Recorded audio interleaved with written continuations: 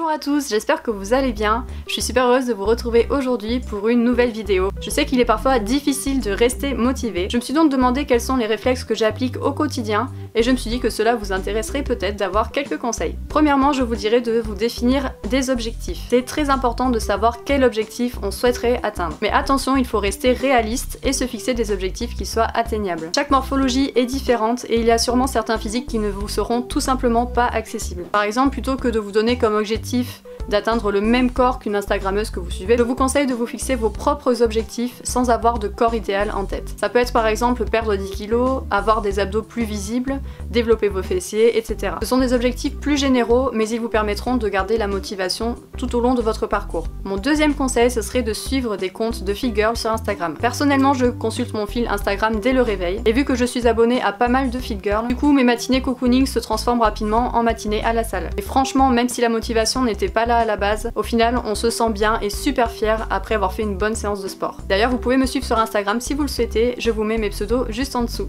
Mon troisième conseil serait de suivre un programme. Pour les programmes il existe deux solutions, soit suivre un programme qui existe déjà, soit se constituer son propre programme. Concernant les programmes existants, il y en a pas mal qui circulent sur Instagram comme le Bikini Body Challenge, le Top Body Challenge ou encore le Force Body Plan. Le principe reste toujours le même. Il s'agit d'un programme à réaliser chez soi avec peu de matériel à hauteur de 3 séances par semaine, et cela pendant 12 semaines. À côté de ça, s'ajoutent des séances de cardio qui sont à réaliser sur les autres jours de la semaine, ce qui en fait des programmes complets et efficaces. Je conseillerais ce type de programme aux personnes qui ne se sentent pas encore capables de s'inscrire dans une salle, à la condition de savoir se motiver tout seul. Car tenir un programme chez soi peut parfois être difficile. Si vous ne sentez pas capable de cela, je vous conseille de vous inscrire dans une salle de sport et de vous concocter votre propre programme. Par exemple, lundi jambes, mardi épaules et dos, mercredi bras, etc. Constituez votre programme en fonction de vos objectifs et accrochez-le dans un endroit visible sur votre frigo, dans votre cuisine ou encore dans votre bureau. L'important est de l'avoir bien en vue et surtout de s'y tenir. Un petit conseil, n'oubliez surtout pas de prévoir des jours de repos, car le muscle se construit sur les jours de repos justement. Mon quatrième conseil, ce serait de faire du sport à deux. On va pas se mentir, transpirer à deux, ça aide. Si vous avez donné rendez-vous à votre meilleur ami à la salle,